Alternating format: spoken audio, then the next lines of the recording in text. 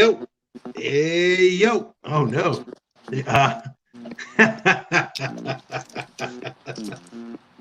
We did it, baby!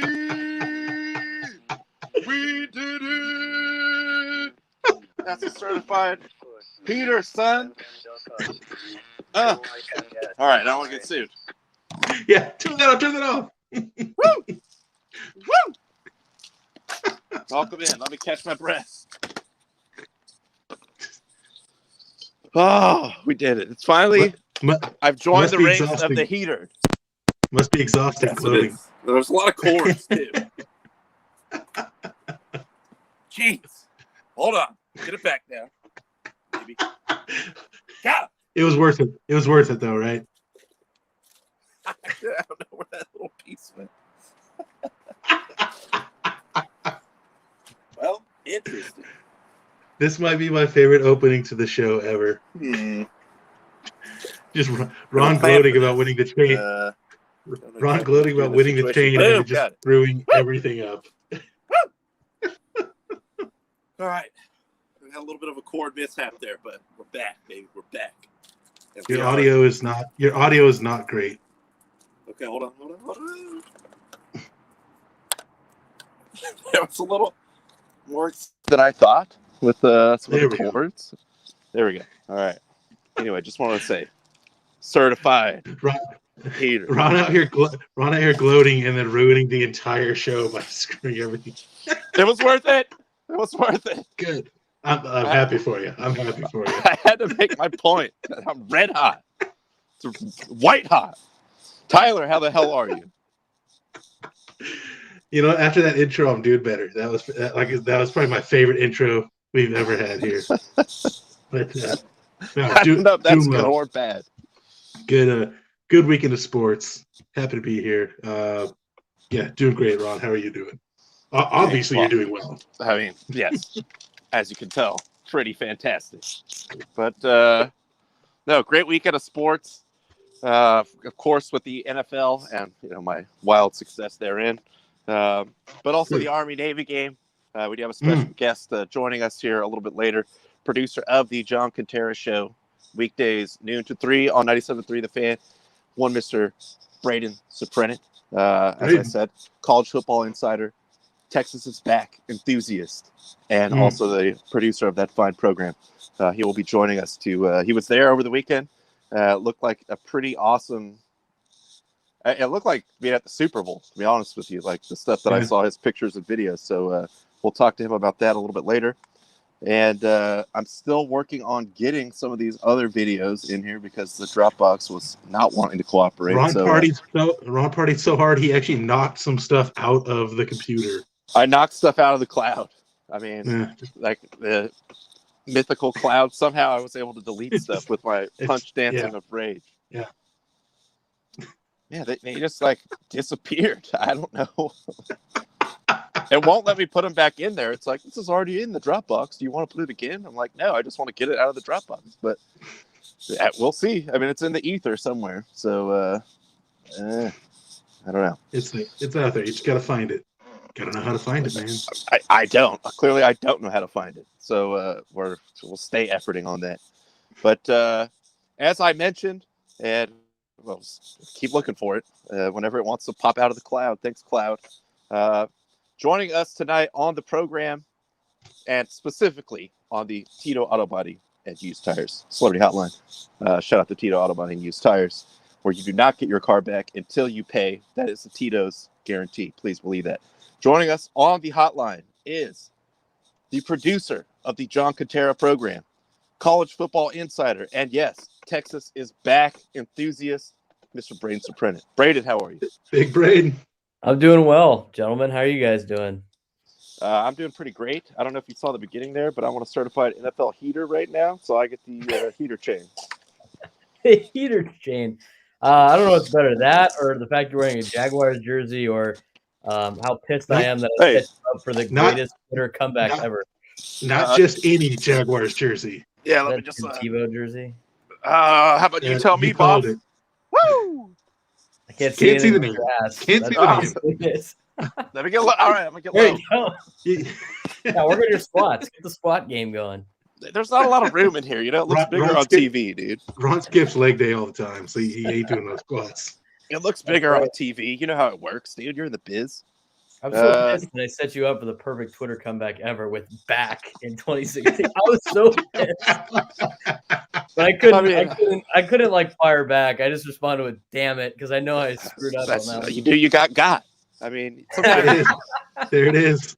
Sometimes it just falls in your lap, dude. Like I have shooters got to shoot. That was frustrating. I was sitting there, and then it said, you know, your favorite podcast commented on your tweet, and I was like, oh, I wonder what this could be, and it said back. Back. Hey, you said it. Solid, you said it. Ron just emphasized it. I bet it was some pretty bomb chili verde, dude. I mean, coming from California, man. I mean, you have a good scale of what is, you know. Well, the best part was it's funny, like, you know, and I'll get to the context here in a second, but you know, Twitter had, you know, some guy on Twitter had the, you know, as soon as the pandemic started, right, you have all these like weird threads that make everybody like connect and, you know, do that fun stuff. But somebody put one out today about like, oh, you know, broadcasters, journalists, what's the best and worst press box meal you ever had? And I just thought about the chili verde, but when I was doing video for TCU, they had like a local Mexican food place catered the press box meal, and at Texas's football stadium, like, the press box, like they have classrooms in the football stadium for like their sports med. It's big enough. I mean, so like, weirdly, it makes sense. Texas. So like the press box meals in a classroom, and you're eating in like those like chairs that have like the desk, you know, like those old, like, high school chairs. And I was the only one in the group that liked the chili verde. They're like, what's that like green soup thing? And I'm like, I don't know, but I'm gonna try it. And I was like, I'm digging through. I'm like, oh, chili verde. This is badass. This is pretty good. Hey, we're good, guys. Come eat this. This is bomb. I actually like they all thought it was too spicy. I went back for more. I try not to go back for seconds on any type of press box meal, but that just one not to be that guy. I was eating everybody's chili verde. Nobody else wanted it. I was like, oh, send that to the Southern California. That's free game then, yeah. Bring it down. The worst press box meal I ever had, though, they had like fish at Texas Tech. Oh god, I thought was odd for a place that's that hotbed of seafood. I mean, Lubbock. Yes, exactly what you. Yeah, when I think of seafood, I think Lubbock, Texas. Fish press box meal on the honor of Zach. I think it was Zach Thomas night at the game. They honored Zach Thomas going to the Texas Tech Hall of Fame at that one. Frogs got the win in both of those games, of course, and that was the best and worst press box meal I ever had. It's kind of tough though. Like, you know, the Padres, Ron's had the Padres press box meal. It's pretty hit and miss. Yeah, I mean, it's decent sometimes. They you know, get a couple shots in there, but also I'm not against just taking the hot dog too. There's always hot dogs. I mean, Ron and I every day.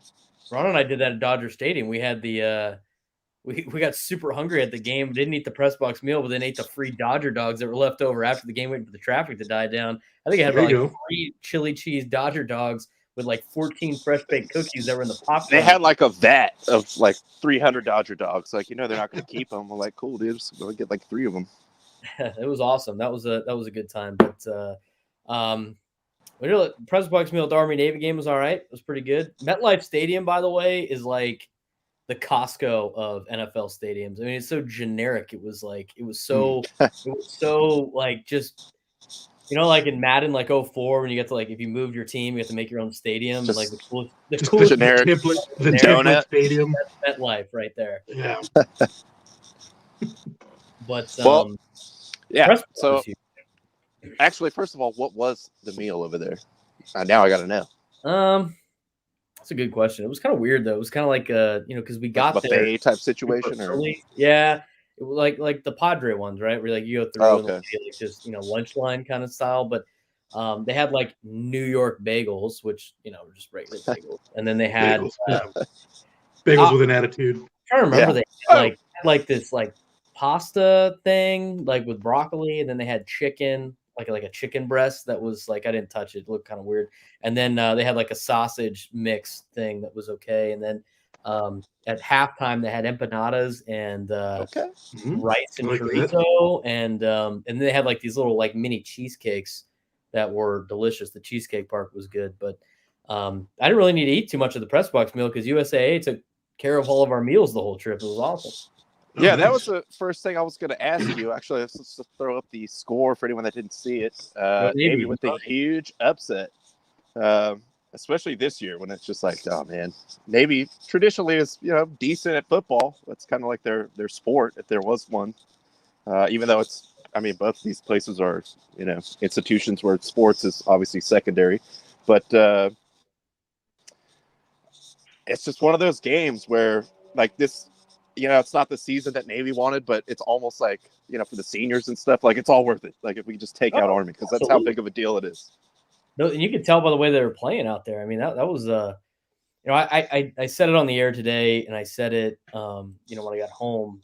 I'd never really truly appreciated the Army Navy game in watching on TV. It's usually like the game. There's no other games on today. Let me watch the Army Navy game and fall asleep to the death by triple option. But that's definitely a game that like you really appreciate when you're there. I recommend anybody that has the opportunity to go to one, or if you're thinking about going to an Army Navy game, pull the trigger on the tickets and the trip and just do it.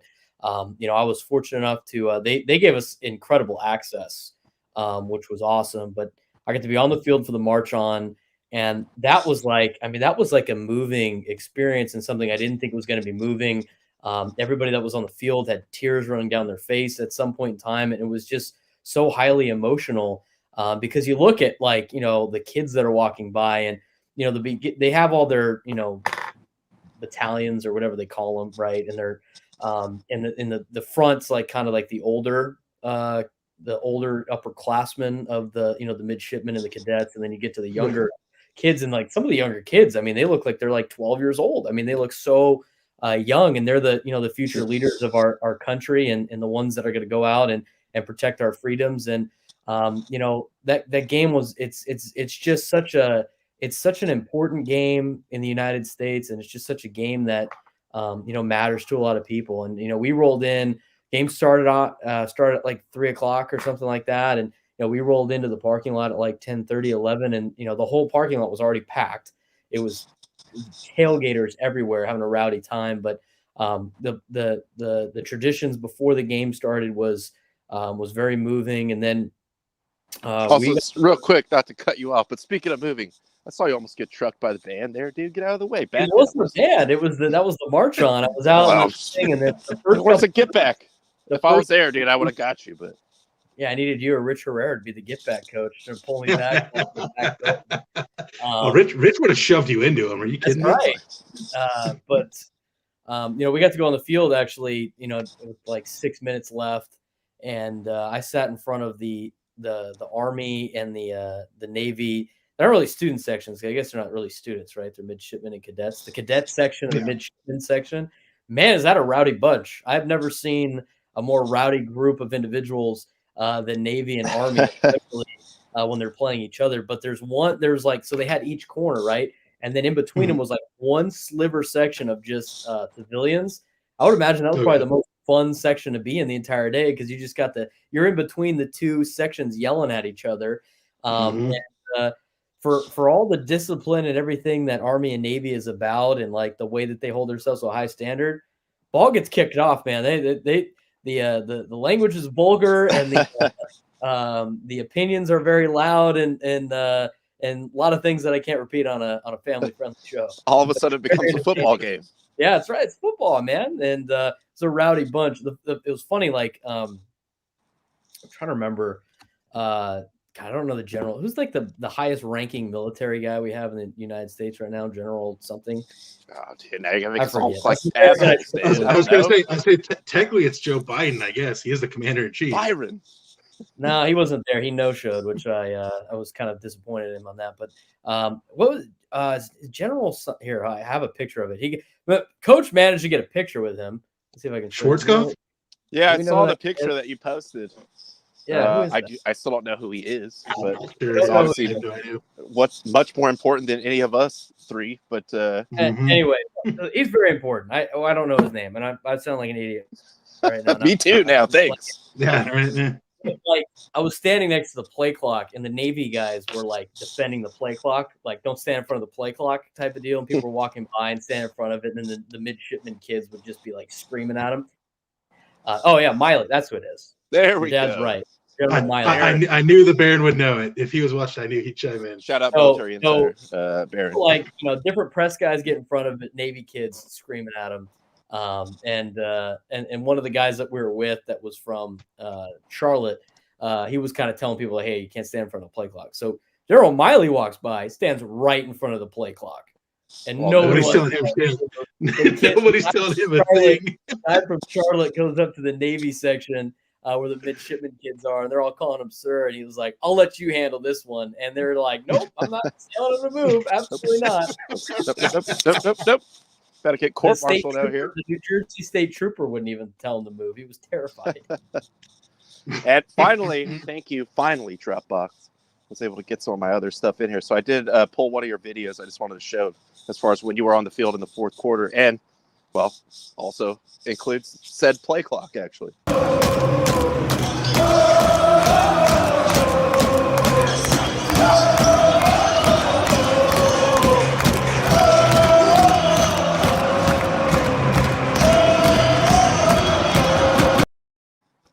Respect the clock, but also beat the crap out of those it. Those guys were they weren't taking anybody lightly either, except for General Miley. They were kind of afraid of him, but it was that was a good group of rowdy. I think they were mostly seniors at the front part, but the best part I think was after the game. When the game was over, Navy gets excited. They storm the field, and they go down to the field, and I got to be in the mix there, and the Army people are the Army players were so pissed, as I would imagine they would be. Yeah. Navy was just so elated, but to be on the field and standing in the middle of the two teams with for the songs at the end. So when Army was singing their song, they sang first because they lost the game, and whoever wins gets to sing second. But when they were singing their their song, Army was in front of me and Navy was behind me, and to be like part of that and kind of like witnessing what right in the vibe, yeah, like kind of like, I mean, you're basically like it would be like putting a camera on one of the cadets or the midshipmen, right? I mean, I got to experience what they experienced for the end of the game, and then again for the Navy. I mean, that was something that I will never forget. I took video of that too, and to watch the cadets sing and then the midshipmen sing after, and the whole stadium staying to witness both of those. I mean, that was a pretty chilling experience. Walking on the field, to walk past Ken Niumatalolo, Coach Quintero was shaking his hand, congratulating him for winning the game. Ken Niumatalolo wins and beats Army and salvages the season. And who's right there to congratulate him? None other than Coach John Quintero. And how the hell are you? That's right. He was like, "Oh, nice to meet you, John Quintero." He talked to, and he's like, "Oh, that's a great job. Way to kick their ass." That sort of thing. But the funny part was, and one of the guys from Charlotte brought this up to me, but they dunked the Gatorade or the water on Coach Niumatalolo after the game, and he's all fired up on the field, and his wife after Niumatalolo and Navy beats Army in like arguably one of the most important games in the United States every year, she's worried about him making sure he takes the jacket off, otherwise he'll get sick. It was so funny. Getting cold, yeah. It's like, let the guy enjoy the moment, right? No, that I mean, tradition that is after every game of the singing, and then like the losing team has to go first. The winning team, they go sing, with their fans or, I mean, fellow service members. That's one of those, like, I could just imagine if you're there on the field, you kind of get chills if you were there for that. Yeah, it was really cool. The whole trip in general was awesome. The Radio Row was outstanding, and that's kind of a new thing. They just really kind of started that. I'm thinking like 2010 or 2009. It started with like one talk show that they did, grew into two, and then this year it was 19.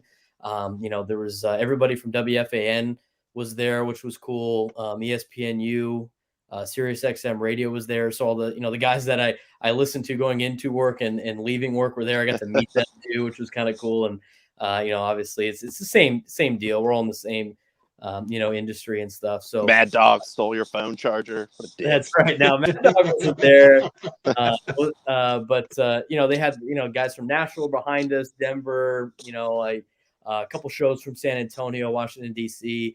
KNBR was there in the morning, but, it was on the USS Intrepid, which was a really cool thing. And, they had a Concorde on the side. I think I texted that to Ron because I know he appreciates aircraft, of course, like especially the Concorde jet Yes. and some other things. It was a cool thing, to be on the Intrepid. They gave us a gold coin, challenge coin. And in the military, they have what's called a challenge coin, and they were kind of explaining like how it works. Like if you have a challenge coin and you think the other guy doesn't have a challenge coin, and you get it for like doing Slam it down. you kind of like He's go, got to I slam don't this think I have down. a challenge coin, and if he does, if he doesn't have a challenge coin, then he owes you a beer, and if he does have a challenge coin, then you owe him a beer. That's kind of like what they do. That's a general synopsis of it, but they gave us a challenge coin, and it's the coin that they use for the coin toss. And oh, nice, nice. They were explaining it to us, and it's a special 9/11 one because it was the 20th anniversary of 9/11, and that's why the game was played in New York instead of Philadelphia. And so they're explaining it, and they were able. USA was able to get a hold of 10 pounds of steel from the World Trade Center. Oh, dang. The San Antonio Fire Department they were given, I forget how much it was, but they donated, I think, 10 pounds of the metal that they were given because they were part of the search and rescue efforts, after 9/11. So USAA got a hold of 10 pounds of it, and they melted it down into these challenge coins. So that coin, they're showing it at the breakfast we were at. And then all of a sudden I looked down and I had one, and I was like, oh, they're like, oh yeah, you get to keep that. And I was like, oh, it was such an incredible honor just holding that coin in my hand. And, the coin's not completely made out of the metal, but there's the metal is part of that. Part of it. Right, Yeah. right. Coin. That's awesome. That was kind of a chilling experience in itself too. And that's a coin that I'm gonna cherish the rest of my life, and have with me. A lot of the other gifts they gave were I got a helmet. I got a full size Army Navy game helmet, which we had all the guests. Yeah, so you got some signatures on there, right? Yeah, I grabbed them. I just, I thought it would be cool to have everybody we had on that day just kind of sign it as they went by. We missed the first two guests because we had to tape them, but everybody else ended up signing it. We got a football and a helmet. I kept the helmet. Coach got the football. That was kind of fun. We're going through airport security, just holding that thing. What? I always have one of these on the plane. Yeah, that's right. My shoes are off. Right? What's the problem? But that was cool too. I got this, this jacket, but they really took good care of us. USA did, and I guess they do it, every year. It's kind of like a nice little infomercial on the game and for USAA.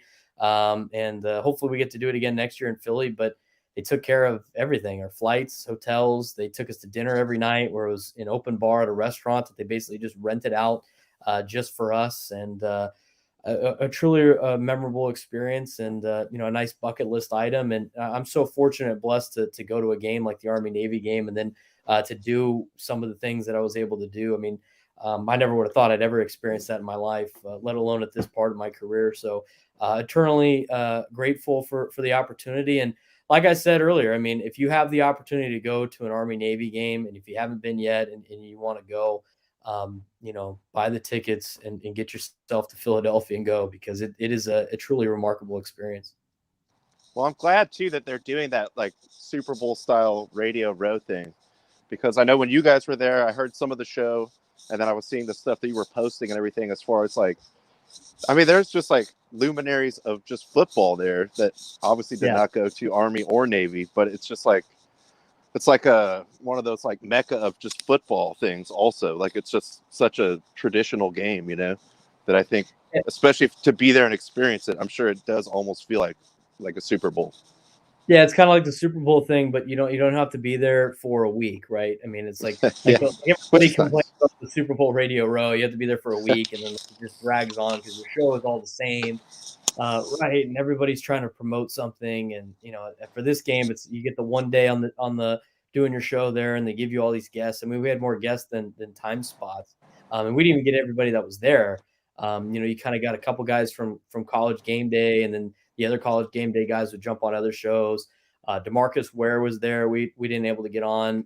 We had Pollock on, and Jen Latta from College Game Day. But Desmond Howard was on one of the shows, and everybody that's the who's who in college football, if you will, was kind of there. And the other thing too is I just love how college football dedicates an entire Saturday to just Army Navy. I mean that Saturday is exclusive for Army Navy. They give it the full treatment with College Game Day.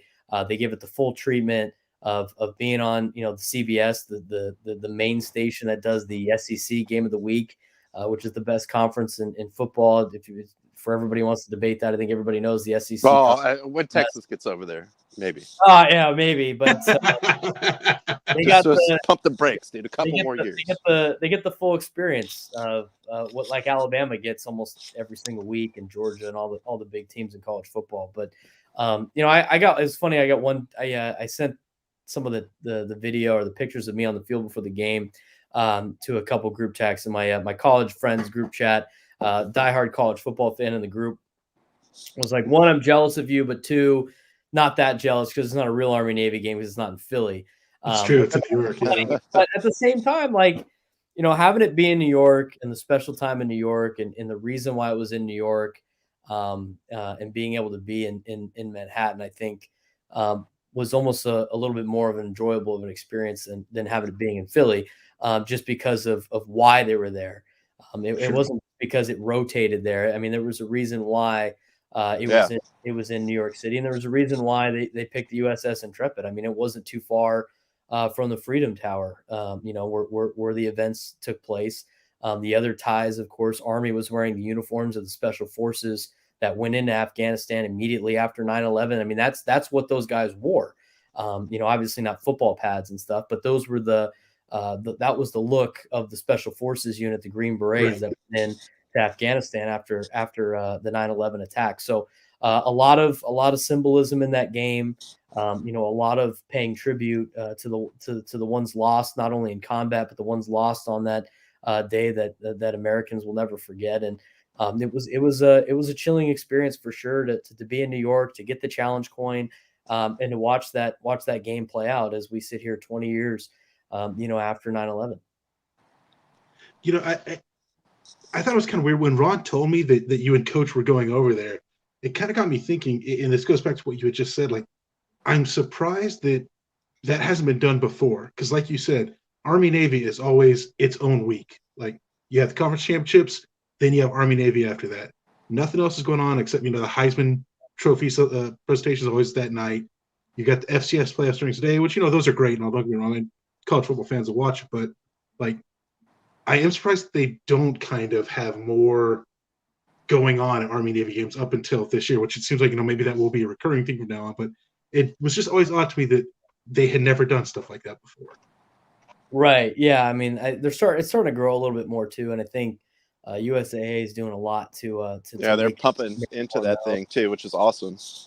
But I think the Radio Row thing is huge because I know a lot of people, like when I got back, that said, I don't really watch Army Navy, but you guys were pumping it up on your show, and with you guys being there, all of a sudden I watched a couple quarters of the game. My family obviously was gonna watch the game because I was there, but my dad was like, yeah, I'd never really watched this if you weren't there, if there was not some tie. So for every one of the people I knew, I mean, there's probably a group of listeners that was like buying into like what everybody was saying on the show, all the guests hyping it up, the way that we were hyping it up all week and really treating it like it was some type of a championship game. But that was the feel too. I mean, our hotel was like every bowl game hotel I've ever been at on the road with TCU. The elevators had the Army Navy logo, poster. It was all over the hotel. It was on the floor of the hotel. It was everywhere. My hotel room key had Army Navy on it. The whole town, Manhattan, was decked out in Army Navy stuff. Like the banners around town were Army Navy, like the ones you drive into cities and you see. And it felt like a championship game. I mean, rolling in there, the whole stadium was packed. People tailgating, having a big time, having a great time. Early in the morning. It was important to a lot of people, that game. Watching I talked about this on Coach Quintero's show today, but all the other high-ranking military officials from Army and Navy in their uniforms with all the medals that they have won and all the things that they have accomplished in defending our country and our freedoms. When Army or Navy scored and that was their side, they were going bonkers on the sideline. I mean, absolutely crazy. Drill sergeants were trying to get the cadets and the midshipmen hyped up. They're doing push-ups. They're yelling. They're cursing. They're like, "Let's go!" Like, I mean, they were all into it. And it's funny. It's like you see these guys on TV and the way that they act all the time, and to see them in a different type of element and the sense of passion. I think I've never seen two football teams be more passionate about a game than Army Navy, and I've been to a lot of big time football games, but the way that they played on the field, the way that they showed passion for the game, and treating that game like it was the most important game they'll ever play in their lives, I think that's what makes that game special too to a lot of people. I mean that meant a lot to a lot of people, not only alumni or the players that have gone and played in that game, or the cadets and the midshipmen, or people that attended the academies, or friends and family of those academies, but even just service members. I mean, I know people on our coaching staff at Cathedral that one served in the Army in Afghanistan. That game means a lot to him when they play Navy. And I know, a guy I coached with on the junior varsity level, he was a Marine, and he's gung ho on Navy in that game, and he's all about it. So, it was fun to see. I think the other thing too is, I got my grandfather and my uncle both served in Vietnam as members of the U.S. Army. So that was kind of special being able to go to that. But, just being from a Navy town, I mean, being in California, there's a lot of bases all over the place. Living Especially here in San Diego. San Diego. I mean, being an affiliate of Navy, I mean, that game was probably important to a lot of people in town too. And, I'm full support of Navy being in a Navy town. And, you can't walk down the street in San Diego without being remembered of that you're in a military town, and how many people in this city, have something to do with the military. And it's the way that they treat that game, and the way that they treat everybody that's a part of it, I think is justified for the sacrifices that those young men and women will take on to go to those schools and to do the things that they do. I wonder, you mentioned that, Marines, I guess, makes sense. They're going to go for the Navy side. What is like Space Force? Who are they going for in that game? Right? Coast Guard, probably Navy.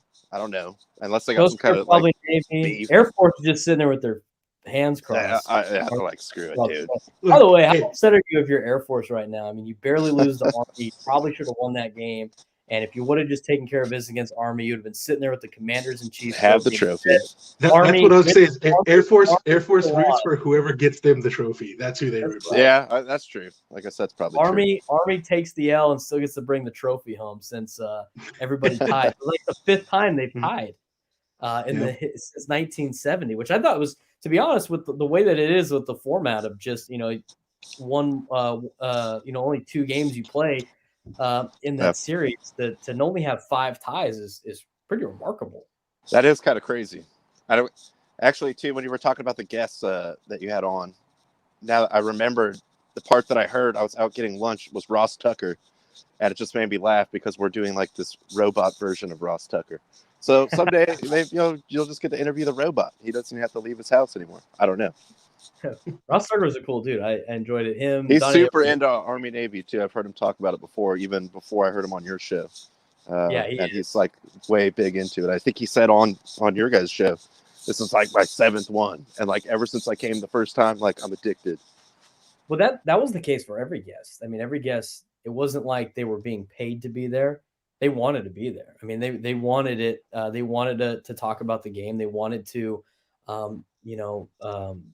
promote the game. They were passionate about the game, and they were so excited not only for the game but to talk about it. I mean, they all wanted to be there. Tiki Barber couldn't stop talking about it, and these are guys that don't have any affiliation with Army or Navy. I mean, they didn't play that.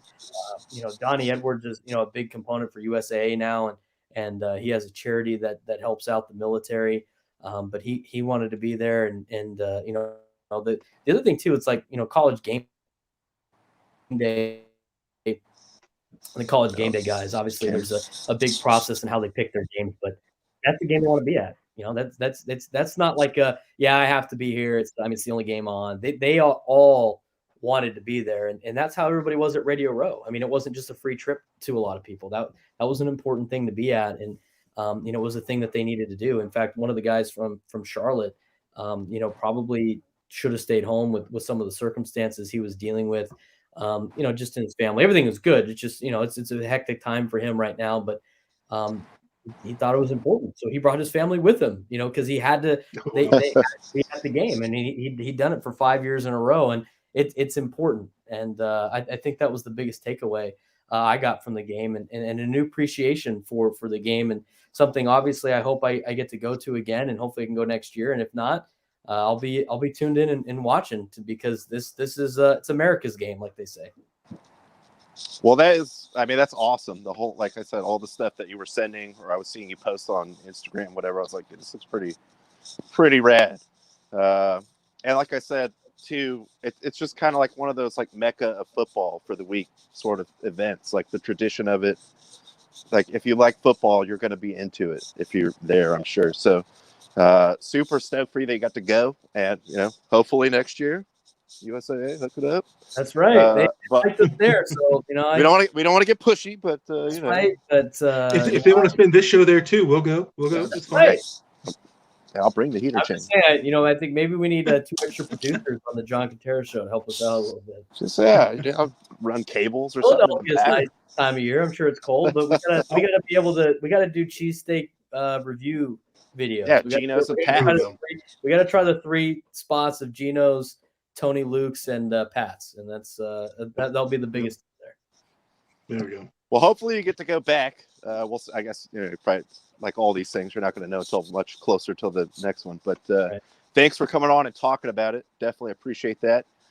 We have a couple other things we got to get to, so I'm gonna let you go. But appreciate your time as always. Shout out to your Dons as well. That's right. State champions, baby. That's the one thing I missed, though. I was upset about that. I had to miss the Dons winning the state championship, but I got the game on my laptop. I brought an HDMI cord. I came prepared. I plugged it into the hotel TV. I stayed up till 3 a.m. the night before the Army-Navy game to watch the Dons take it home, but couldn't be more prouder of the kids I coached, and I'm so happy that they're able to accomplish the highest achievement that they could reach in the state of California. But not only that, shout out to the 3 San Diego teams that won: Cathedral Catholic, Modern Day Catholic, and Scripps Ranch. Good showing by the San Diego section.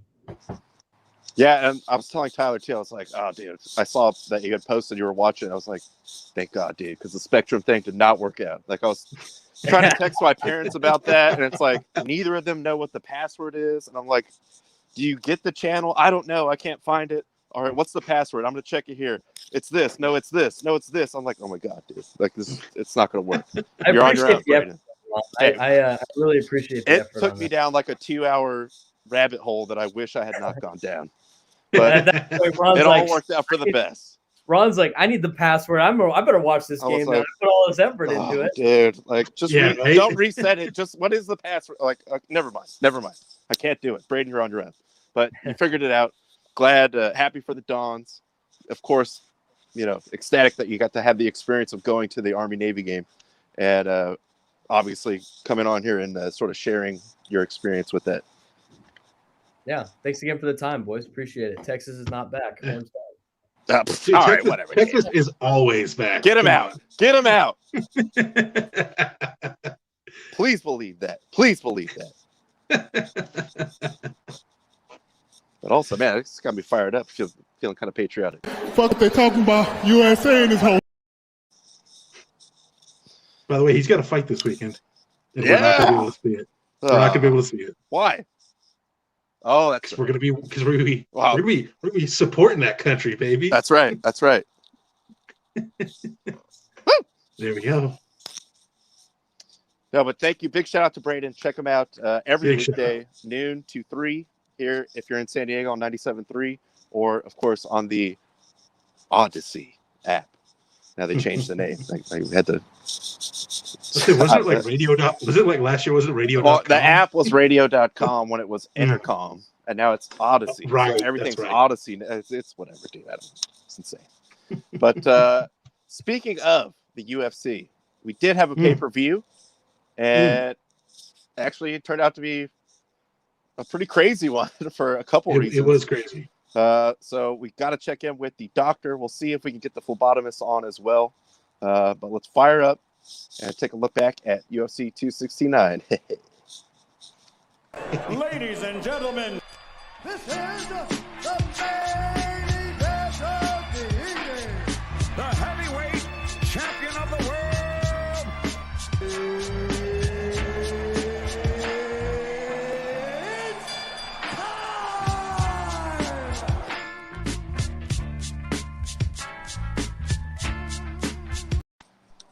Just trying to get the Santa ball to swing wildly. Ball swinging. But yes, we actually, I think we did get the signal from the phlebotomist that he is ready to come on the show. Oh, well, let's get him in here on the Roller-Rama Celebrity Hotline. Joining us is the fight phlebotomist, a.k.a. Detroit Lions insider, Mr. No ID Justin. Justin, how are you? I'm good, man. You guys hear me okay? We can hear you. Loud and clear. Fortunately, I know. I believe most of us, all three of us, saw the entire main event at least. Correct. Oh yeah, I basically saw I saw the last fight on the preliminary card and then the entire main card. All right, there we go. So then, yeah, we can all give our thoughts on these here. Let's go ahead and start with the main event. Lightweight title fight here. Charles Oliveira defending his title, winning by submission against Dustin Poirier there with a rear naked choke in the third round. Look, fun fight. First round, Oliveira was definitely in trouble. That's kind of been his thing, even during this, what is this, 9-fight win streak he's on now. Kind of first round struggles, and then he gets going after that.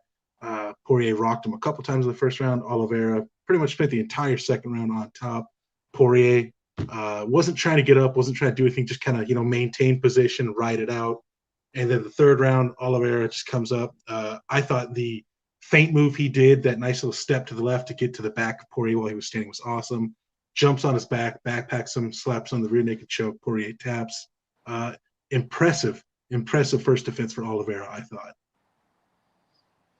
Yeah, and especially I just, like you said, I was like, man, he actually kind of looked a little hurt there early on, but after that, it seemed like he just totally took over. Like Poirier just started getting worked to death, which I was surprised by. And Poirier obviously was the favorite coming in, not a heavy favorite, so it was still a lot of money on both sides. But well, I guess what ended up being a theme with the sort of the upsets, this and the main event, we had one. No, yeah, this was first of all, Charles Oliveira. For those of you that I'm sure a lot of people have seen the movie Fight Club, every time I see Charles Oliveira, he reminds me of the pretty guy in Fight Club that Brad Pitt takes a liking to, and Edward Norton proceeds to bash his face in. That's what I see every time I see Charles Oliveira.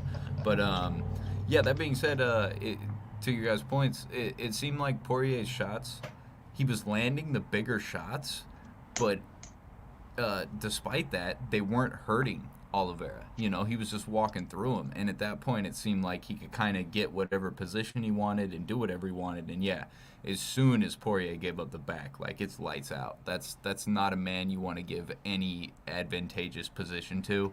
And even prior to that, the whole entirety of the end of the prior round, it was like he was those were some vicious elbows. He was smothering them, he was covering his mouth, he was applying pressure to the neck, restricting breathing. So he really dominated the fight in all aspects, in my opinion. Yeah, Poirier got a couple shots early on, but yeah, Oliveira just too much, man, too much. We know whose division this is, though, going further down the line. So, but yeah, great performance by Oliveira, and yeah, good card top to bottom, and this one capped the night well. Yeah, absolutely. So let's go on to the co-main event in what is easily the biggest upset. Man, I mean, one of in UFC history, especially one of ever. Yeah, definitely biggest upset in quite some time, probably since what Anderson Silva lost his title, I would think it's got to be up there. Juliana Pena goes out there and beats Amanda Nunes. It was shocking enough that Pena won this, but it was more shocking to me how she did it. She literally stood right in front of Amanda Nunes, just throwing punch after punch after punch, daring Nunes to hit her back. And if she did get hit, she just walked through it. I mean, there was that streak right before the end where Pena hit like 10 jabs like straight in a row to Nunes. Nunes finally she goes to the ground. Pena jumps on the back, slaps on a rear naked choke. I still don't even think she fully locked it in. I don't know what was up with the tap. Yeah. Well, so here's the thing, because I was listening to a lot of analysts, former fighters, kind of talking about it. Also, basically, shout out Tong, suck it, Tong. Suck it, Tong, absolutely. So kind of what all their analysis was like, you could see Nunes was exhausted, and basically all these fighters, Michael Bisping, Chael Sonnen, Rashad Evans, they basically all said, like, look, when you're exhausted, the second you're in any sort of submission, you're just going to tap because you're like, I'm done. Like, I don't even care that this thing isn't locked in fully. Like, I'm exhausted. I just want to get out of it. And They all said that's what happened to Nunes. That's why she tapped so soon. So Juliana Pena, just an amazing performance by her. Like, I'm just amazed how she did it, how she won the title. Yeah, the way that she did it was really the shocking part. I mean, still, the optics of the tap, I mean, what you just explained does make a lot of sense. So I would tend to agree with that. Obviously, that's also coming from, experts. When it's just like, I'm not gonna be able to defend myself. Like, it's already over. I'm just getting worked out, whatever. But the way that Pena did it, just I guess that was like maybe caught Nunes by surprise. Like, she's not expecting someone to just stand right there on the tracks and like, all right, let's go, and be able to hang in there. I don't know. Maybe that got her on the back foot a little bit or something. But just a shocking, I mean, like we said, one of the biggest upsets of all time in the sport, like the entirety of the UFC. Yeah, no, tremendous upset. Nobody picked Juliana Pena. Phlebotom's out of the office for the predictions, but I can rest assured I probably, can say without a shadow of a doubt I would not have predicted Pena to win. You're an honorable man. She came in game, like she looked, like she looked a little shook, honestly, coming in, like kind of that almost like forced, like, I'm focused, I can do this, but I know I'm going to get punched in the face. I only know one person that picked Pena, and it was Eric Dickerson. About her, but once the fight started, and I'm sure there's somebody out there who got a text from him confirming that, but we'll never find that person. Damn, he was right. He'll tell us about it, though. Yeah. I've been trying to tell people. No, it was a crazy upset, man. And Nunes will bounce back. Like she was saying, she was so. And I tell you, this sounds shitty, but not to peek behind the curtain here. I was texting you guys right after, like, dude, did she fucking take a dive? She seemed so positive after the fight that it was almost like, hey man, did you see those odds? I laid money on Pena myself, so I figured Dana's got to keep some kind of interest going, right? Like, hey, maybe it's go down early and put a new story on your house when you get home. But no, it was a good fight. It was a good fight for sure, and kudos to Pena, and I'm sure we'll see a rematch. So. Oh, undoubtedly they're going to give Nunes the immediate rematch. It was just weird. Like I said, she took a lot of punches.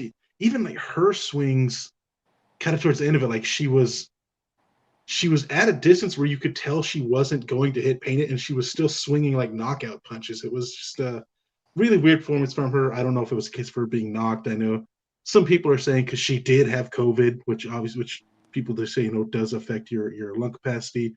I don't know if that's the case or not. I don't want to make excuses for anybody. That's just kind of something thrown out. But shout out Pena. She shocked the world. Now she's going to have to, prove it and do it again against Nunes probably, I don't know, I'm guessing early summer. Yeah, as soon as Dana can get it put back together, I'm sure. Next fight here down the card, we did have a welterweight fight here. Jeff Neal getting the win on Santiago Ponzinibbio. Good back and forth fight. It kind of compared to the rest of the card, this one was maybe a little bit more of a duller fight, but I still thought it was a real fun fight. Good back and forth. Surprise Ponzinibbio didn't do even more leg kicks than he did. I mean, you can see here he was 17 for 17. I kind of thought once that was working, I thought maybe he'd start doing it more, but he just, that kind of got abandoned a little bit. But, solid fight. This is, probably going to get Neil, maybe get him a top 10 fight here coming up. I don't know. But, decent fight, but definitely the most forgettable one on the card. I would agree with that. I was just kind of bored. And then at the end, it seemed like they both realized they had to do more. So then it kind of got exciting for like the last 2 minutes with a little bit more of that, back and forth that you were talking about, but all compressed into a small window of time. But it was cagey, I guess I would say. Look, one thing I will say, the only thing I'll say about this fight, what fucking judge scored this 30-27? Get the fuck. Yeah, that was so stupid. Yeah, I don't know who gave that one, but bad call there. But yeah, nothing much else to really say about that one.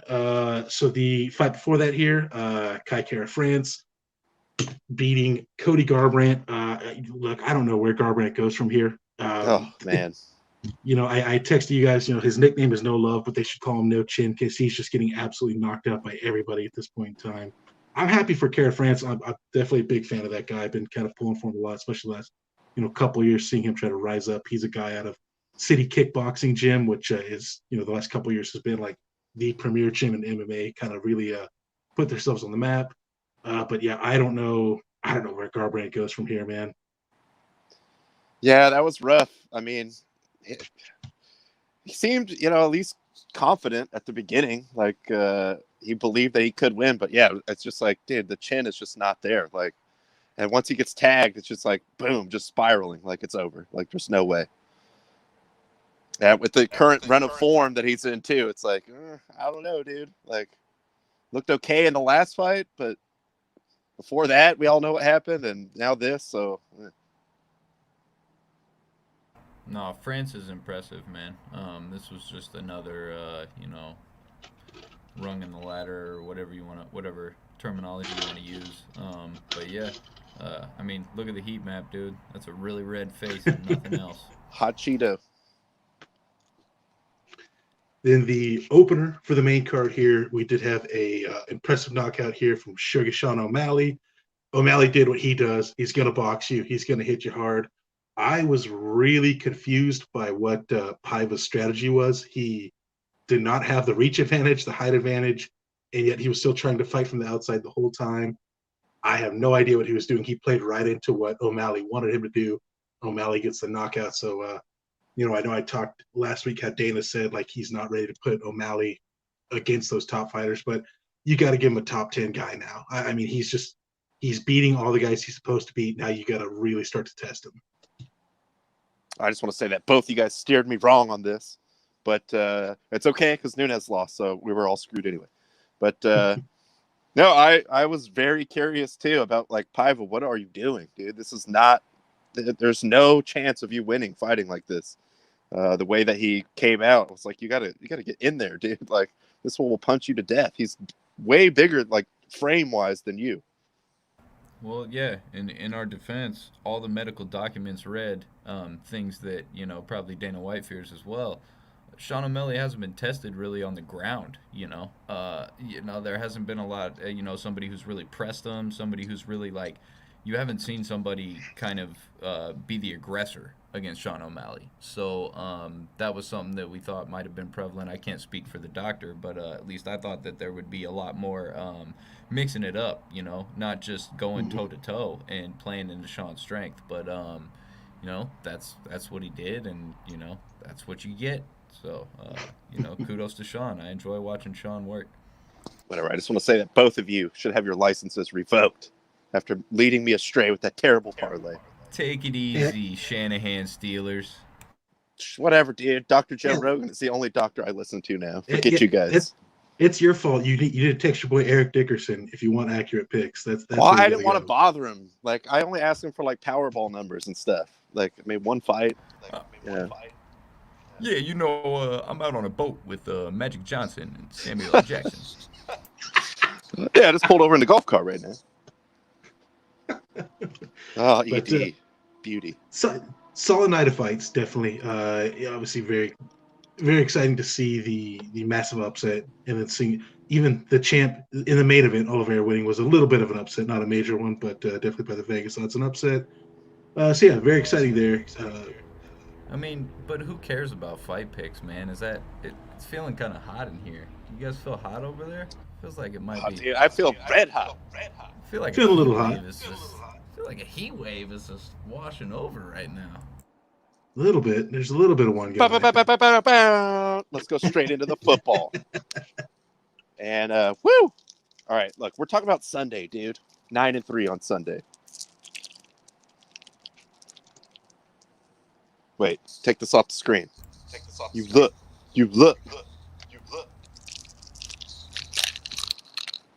All right, that didn't really fit. That didn't work. Yeah, that was not. Go a good ahead. idea. I'll put the chain on, though. Go ahead. Start this off. All right, sorry, gotta get everything right here. So yeah, morning slate there. So we do have wait. What's the parameters for the heater chain? You got to be over 75%. 75% or above. Oh, okay. So he you were just not- made the mark based on the Sunday game. Based on the Sunday games, he made the mark. Tonight's game kind of threw that for a little bit of a loop there. I don't know what Hey, you this guys is, are talking about. Tonight's game was great.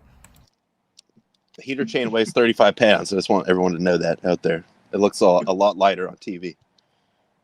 But in case anybody was wondering, so for the Sunday games, Ron did go 9-3. Justin went 8-4. Myself 7-5. So all of us, at least a decent week up to The show is really pretty good hot week. right So, now. The show is pretty hot. So, Yeah.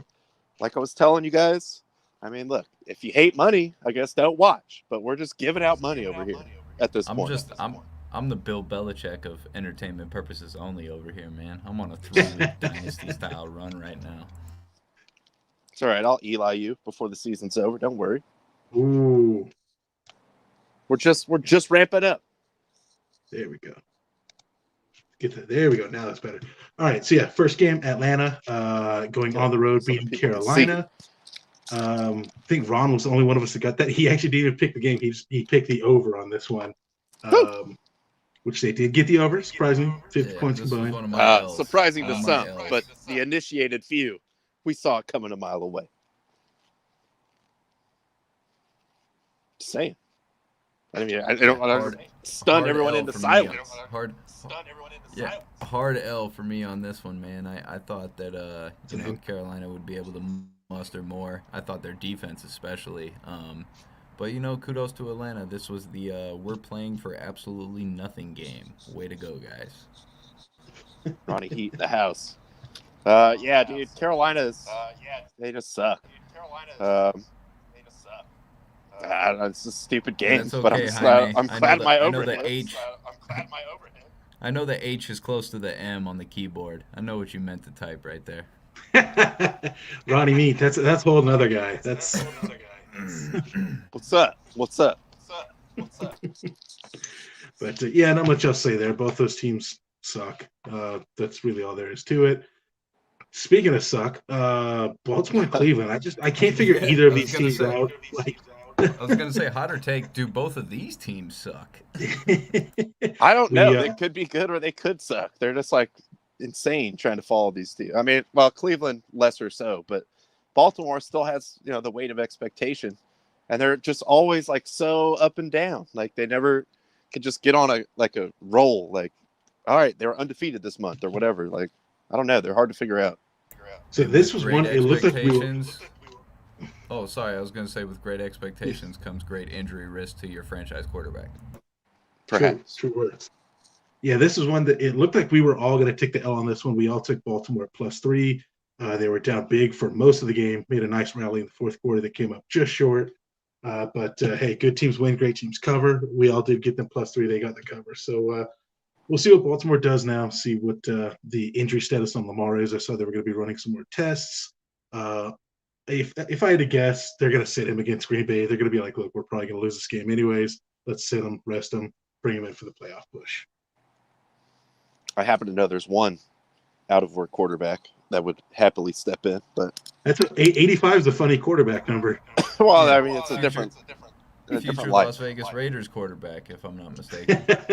Well, that team needs some leadership Yeah, and fellowship. Or maybe he takes the reins for your favorite franchise, the Pittsburgh Steelers. He could. I mean, Well, it doesn't Hey. matter what I say because you guys are just going to But- say that anyway. But as a You know what? hater, I would love that. On to the next one, man. I told you guys Jesus Finger was back. I None told of you us guys doubted. Davis Mills sucks. That's what I said. And he Yeah, does. so we all Everyone got this told me one. that. Everyone. ED told you that too? Everyone. Literally everyone. All right. It's a- Damn, everyone. He was Davis Mills' mother she DM'd me called on us Twitter, and she like, said, hey. "My son is hot garbage." She hit me up. She said, "Hey, you know what she said? She said, Justin, my son ain't shit. Hey, they're gonna lose. They're gonna lose. Hey, Damn, you're shout right. out- Damn, you're right. Shout out DM's mom for the DM. You know what I'm saying? Hey, sliding on in there. Miss DM sliding in the DMs. But yeah, Seattle covers the 8.5 pretty easily. I was actually surprised Houston even got 13 points. They are an absolute mess. I still don't think this says anything about Seattle just because Houston is so bad. But nice job, Seattle. You covered against a team that you should be killing.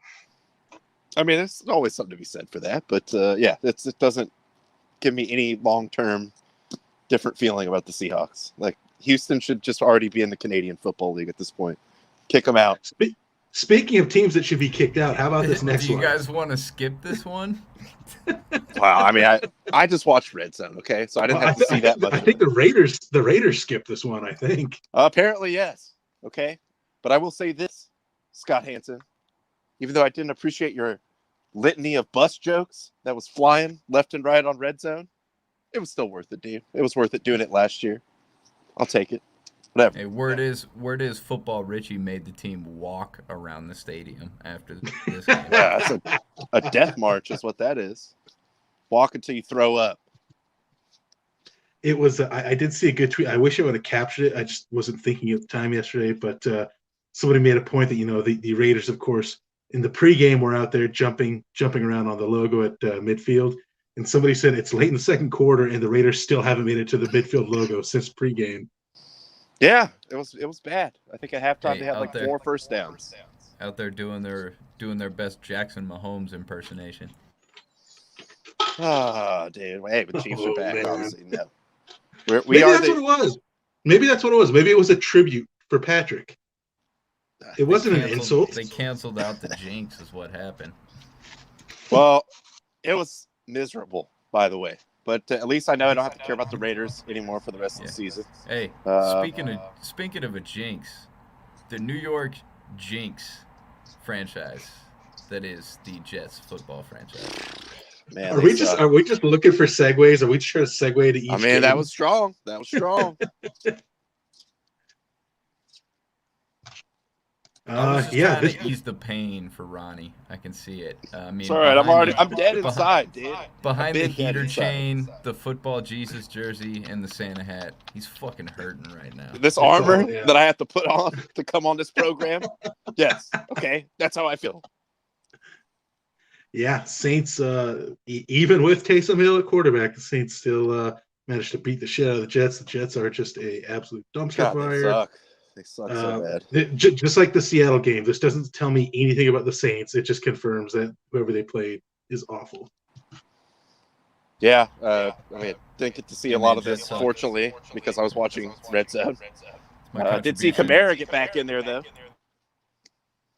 Yeah, man. It doesn't matter if Taysom Hill's playing quarterback. It only matters if AK is playing running back, and he was. So Jets get stomped. That's it. Speaking of getting stomped, Oh, he did it. He did the thing. He did the thing. Hey, I will say, in my defense for picking Jacksonville, if I'd have known all that shit was gonna come out, like if I'd have known all that shit was going on, ain't no way I'm picking those fools to cover. Well, Like, even that before was that, I bad. told you don't pick them. That was bad. Man, Trevor. We Lawrence all is know handsome as when that fuck, thing dude. went Like, south. come on. When they got rid of Hey, touchdown have you- Messiah. Have you seen Trevor Lawrence with his helmet off? Come on, dude. I thought they'd at least put up, fucking 12. But I mean, dude, Houston got 13. Are you shitting me? Like, man, I That's true. just like, dude, that team is all out quit on Herb, and he's gonna Oh, have to boy. figure some things out. He's gonna have to figure some things out real fast. Well, I mean, look. Let's just look at what he's presented us in the past here. This is just things to look at for struggling teams here. He has Trust the issues, blueprint, dude.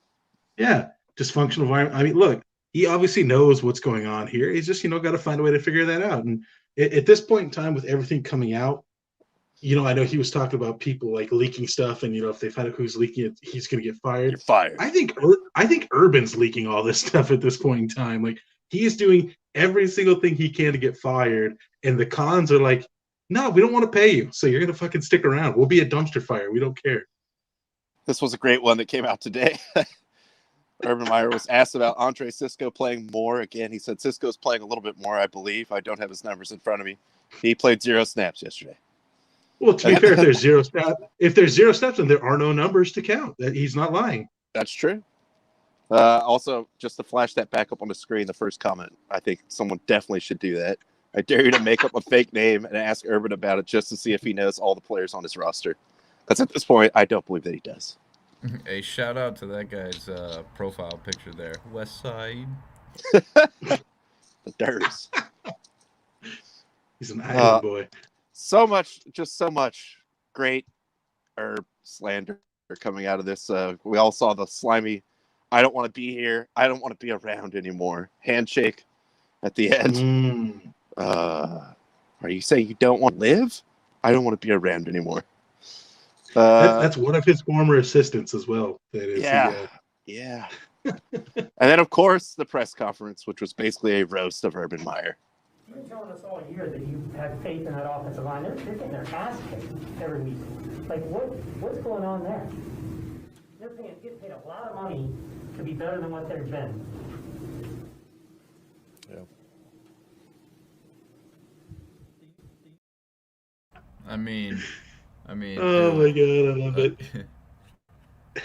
We need a Jim Tom Sula fart. Like, we need it in one of those press conferences so bad. Oh, dude, Herb. I'm kind of getting down with Tyler's theory that he is leaking this stuff because he is trying to get the hell out of there.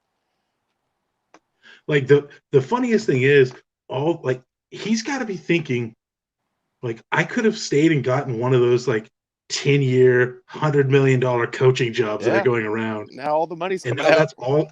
that's all gone. He's stuck being a shitty coach in the NFL. Look, obviously I biased being a Michigan guy, but I fucking love it. Like, I cannot get enough of this fucking Urban Meyer dysfunction right now. We still got your back, coach. I think my camera's going down. We still got your back, coach. We still got your back. It's just us. Us against the world, baby. Fuck that. Go on to some important games. Hold on, I'm switching cameras. All right. Well, while we're on switch cameras, we'll go ahead and we'll go and get started with the next round of games here. Justin, if you want to take the lead on this one. Yeah, we made it close, just to keep people interested. Terrible fucking decision. And honestly, hindsight, looking back on it, I've watched a couple of replays, a couple different angles. The interception throw by Dak, not as terrible as I thought on first glance. He should have fucking put way more air under it, but there was a receiver wide open. Well, not wide open, but easily open for a catchable ball for about 26, 27 yards. Got to make that throw, especially if you're going to be throwing in that situation. Zeke, his performance still troubles me. I don't think he's right. We need to get Pollard back ASAP. Clement looked okay in backup duty and spot duty. But man, offensive woes aside, a defense is effing scary for anybody who has to run into it. If that front is healthy with Lawrence and Gregory and Micah Parsons doing what he's doing, you saw the play. I'm sure a lot of people saw it was making the highlight rounds. Neville Gallimore just trucks over the center, and that was the play that I believe he got a sack and a forced fumble, or that was maybe on third down on that one. I can't remember quite exactly. But, yeah, the defense was just very impressive. So good win for Dallas. That pretty much locks up the division with a 3-game lead and only 4 left to play. 3 of those being division games and 1 against Arizona in Week 16.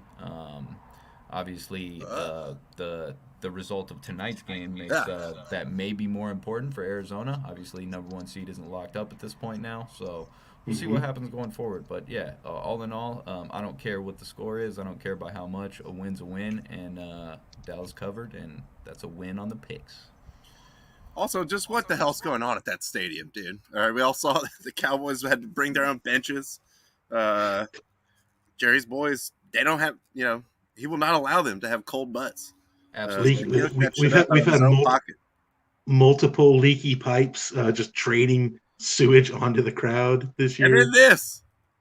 What the hell, dude? Just scissors chilling in the field? Like they're load bearing scissors, fool. That is messing up the foundation of the stadium. That was holding together the 15-yard line. You're right. Hey, look, man. Fast-paced action going on the field. You know the rule. Nobody can run with scissors. You had to wait till there was a stoppage in action. Right, dude. Someone was out there trying to do some dirt. Had that tucked into his pads. Like, ooh, if I get that fall into the pile. Phillies fans haven't even thrown scissors onto the field before. It was actually Ron Rivera's scissors. He was out there trying to cut half the team.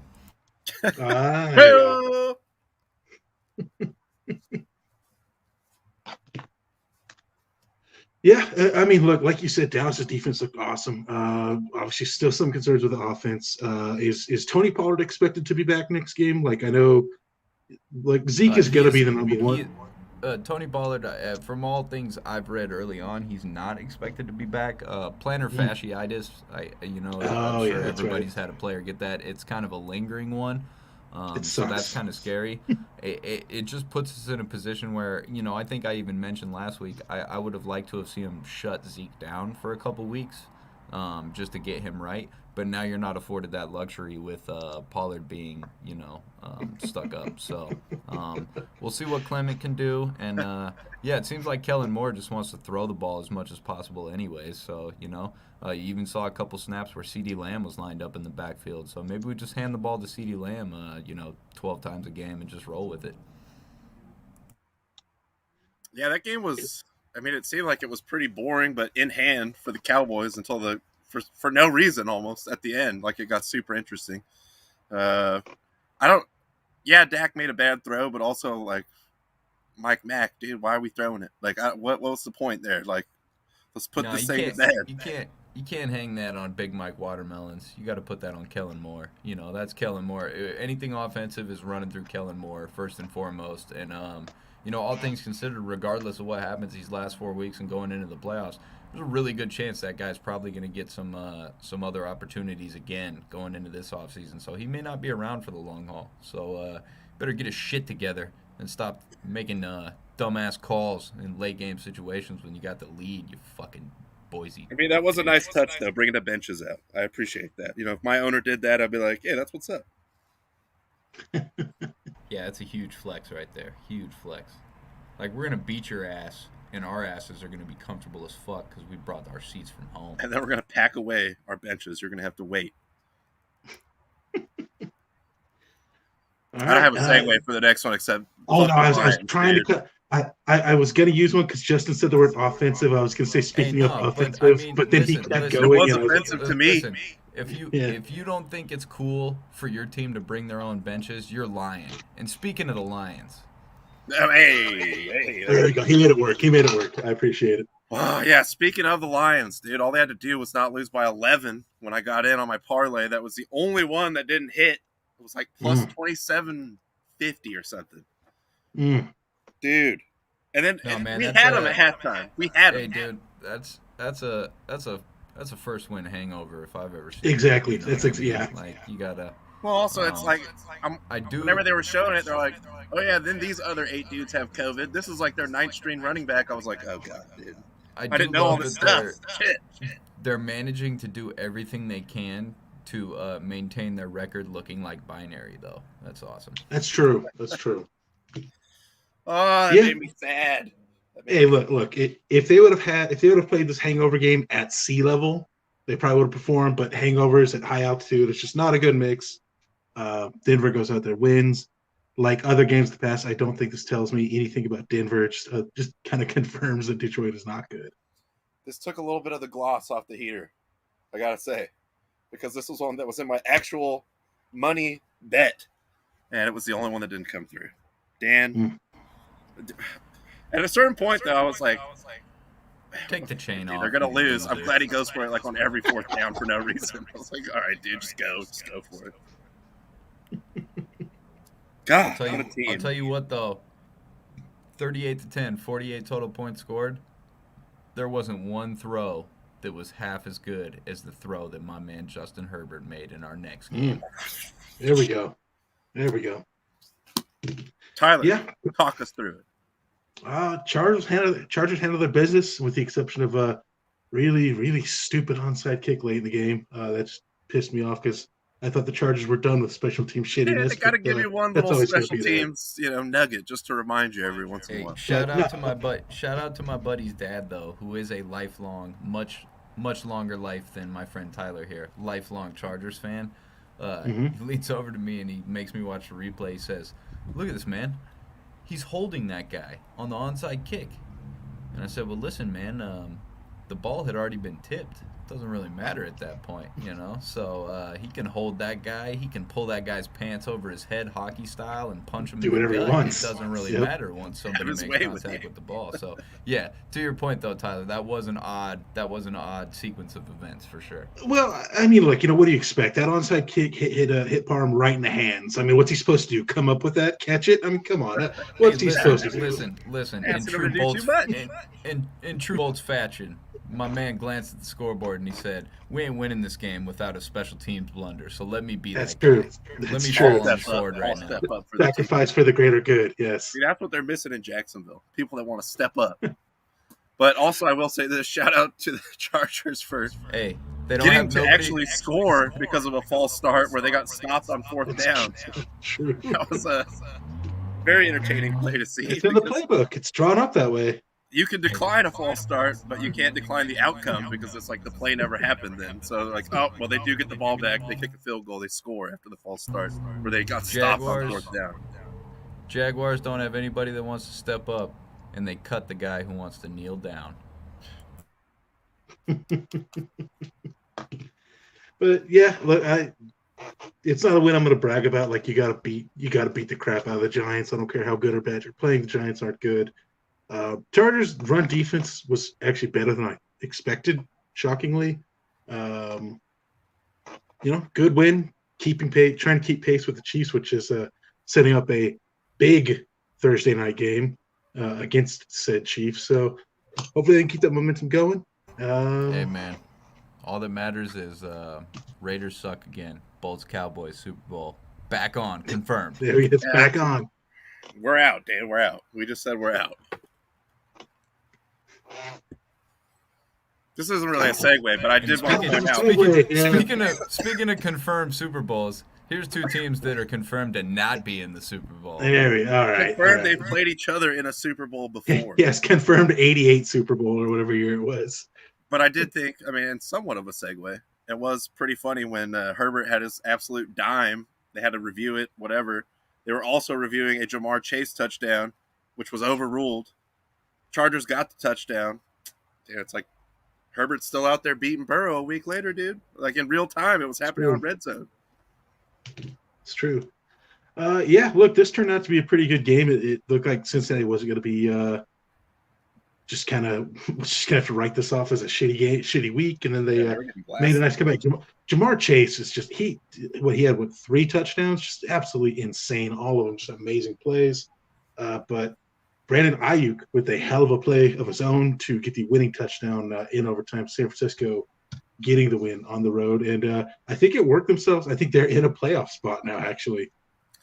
Yeah, well, I think they're one of the wild cards now. They're the second wild card. By the way, Justin, love you. I know you got to go. Thank you for joining us. Always appreciate it. Shout out. But also, I still got beef because of medical decisions that were made during the UFC fight that I will not elaborate on again for now. It was right. It was 88. Nice. Good call, me. Hey, shout out to the Baron, military and 49ers historian of the program. That's right.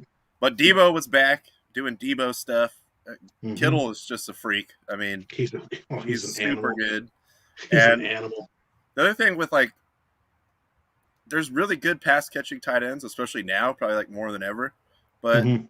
he still does all the old school tight end stuff too. Like he likes to block. Like he's He really loves good it, at blocking. And it's just like entertaining to watch this guy play. He's just kind of good at everything a tight end has to be good at. Yeah, no, he is. He's definitely in a day and age where tight ends are basically just receivers. He is that throwback of like, yeah, I'll get physical. Like I don't care. I will drive some dude into the dirt. Yeah, look, good one for San Francisco. Like I said, they did everything they could to blow it, and then they wound up winning it in the end. So San Francisco somehow, like 5 weeks ago, it looked like they were basically eliminated, and now they find themselves, I think, in the 6th seed, I believe. I think so, yeah. Because I think they're the second wild card last I saw. So yeah, shout out to them. Way to keep it going. Speaking of getting driven into the dirt, hey, the there we Buffalo go. Bills season. What the hell? Oh my Man, God. I mean, they did make a comeback. I will give them They that. did. I was surprised when I saw that. Like, I had just given up on that, but then it was like one of the only games going. I mean, both these games, this one and the last one, ended up going to overtime. Mhm. I was like, oh man, like wow, they're busting a move here. But yeah, then Brady, of course, did overtime Brady stuff, and it's like a 60-yard touchdown. I didn't even know that Brashad Perriman was still in the league, let alone on the Bucks. It's like I saw the name on the jersey on the touchdown. I was like, what the fuck, is Perriman still around? Like Dude, just sign my boy. Come on, let him I thought he was out of the league after the Ravens got rid of him, but nah. It's Tampa, a retirement home down in Tampa Bay, dude. Everyone, you want to go down to Florida and ball it out with Tom? But yeah, Buffalo goes down huge to start, makes a nice rally, nice comeback in the fourth quarter, tie it up, and then they lose it in overtime. So Tampa, they may have clinched their division. I'm not sure. If they haven't clinched, it's like, they need to win one more. Yeah, it's basically they've clinched at this point in time. Buffalo now falling a couple games behind New England. In fact, Buffalo, do they have a playoff spot? I think they may be just hanging on to a playoff spot at this point in time. Well, it is still the AFC, so yeah, a chance. But the Patriots are definitely getting away from you fools, and we see that old Belichick mind magic, whatever he could do to McDermott and the entire Bills organization. So, good luck with that coming down the stretch. But hey, shout out to Playoff Lenny also. Nice fantasy day. Lenny. Even though all my fantasy teams died. This was officially the death blow weekend for that. But still got Speaking of death blow, the Bears lose to Green Bay. Bears still owned by Aaron Rodgers. Although I will give the Bears a lot of credit. They kept it close a lot longer than I thought they would. Good first half, second half, Green Bay just, Aaron Rodgers did Aaron Rodgers things. And they continue to just dominate, not just the Bears, the whole division. So Bears, don't feel bad. They dominate the whole division. It's not just you. Yeah, they own the whole division. Don't worry. But yeah, so Green Bay, again, maybe not mathematically clinched it, but for all intents and purposes, they've clinched their division. They're still, they get to 10 wins. They're in the fight for that number 1 seed in the NFC. Bears are looking to better their draft position, I guess, at this point in time. Better. We got to start losing, dude. We got to stop with this effort stuff, okay? No, I don't know exactly who was on the call on Fox, but I think the color analyst made like what I thought was a really good summation of it at halftime, where it was like the Bears did like pretty much everything went perfectly for them up till that point. Like they did what they had to do, and they were up by 3 points. So it's this is not going to be sustainable unless you guys are absolutely perfect for the entire rest of the game, which, I mean, unlikely. Obviously, it's the Bears. Not going to happen. And it's the Bears. Bears and perfection. It's just not really going to happen. Two things that don't get along.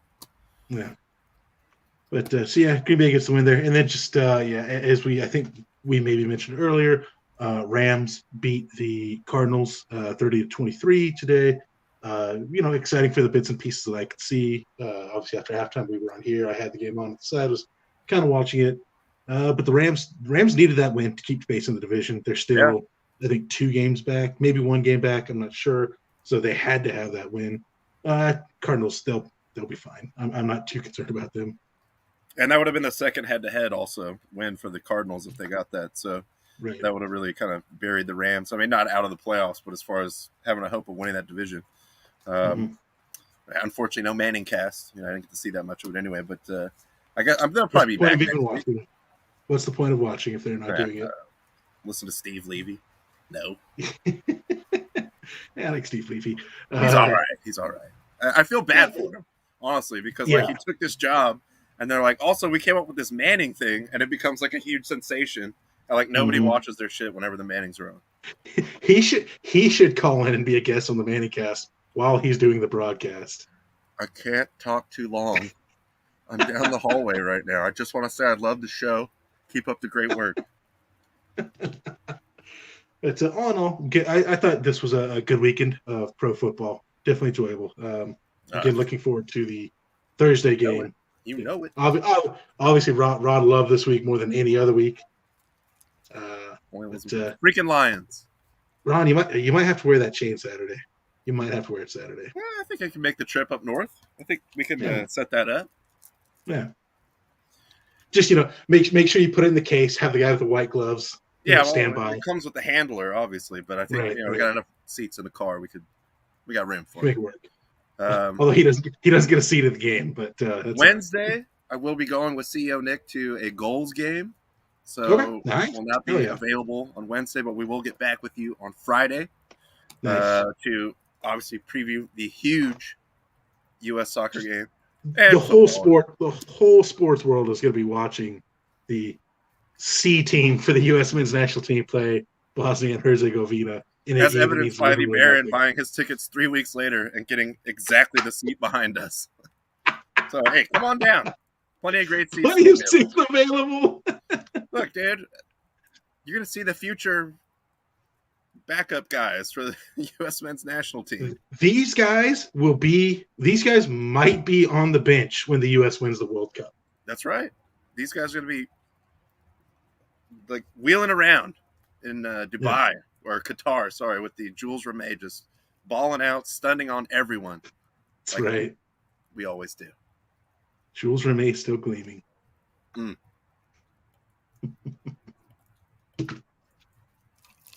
Hey, as long as I can rightfully retain possession, there's rules. That's true. For now, I'm good, and I'll still be good Saturday because that's the true. Until Sunday. Hey, winning that is easy. Defending it, keeping it, Now I got the bullseye right here on my forehead.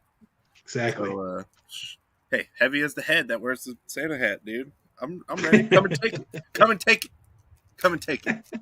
Bring it, don't sing it. Yeah, bring it, don't sing it. But meanwhile, also come and get this money. Follow my picks.